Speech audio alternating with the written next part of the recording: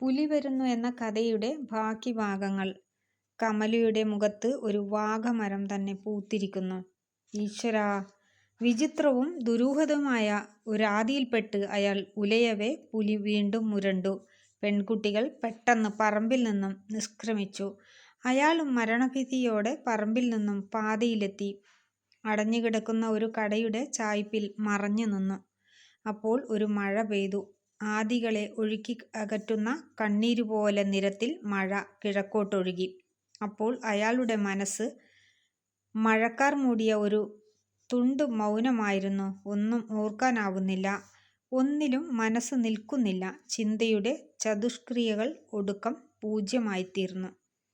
ചായ്പിൽ നിന്നും തല ചെരിച്ചു നോക്കിയപ്പോൾ അയാൾക്ക് പുലിയെ കാണാനായില്ല. ഇപ്പോൾ സമാധാനവും തോന്നുന്നു. പുലി പോയിരിക്കുന്നു. ഒരു തൊയ്രക്കേട് ഒഴിഞ്ഞിരിക്കുന്നു. മഴ ശമിച്ചു. മറ്റേതോ നിമിഷത്തിൽ അയാൾ പാതയിലിറങ്ങി മഴക്കുഴികളിൽ കാലിടറാതെ ഒരുവിധം നടന്നു വീട്ടിലെത്തി. ഉമ്മറവാതിൽ അടഞ്ഞുകിടക്കുന്നു. കമലം ഇനിയും തിരിച്ചെത്തിയില്ലേ? മഴയിൽ കുതിർന്ന മുറ്റത്തുകൂടി നടക്കുമ്പോഴാണ് അയാളത് കണ്ടത്.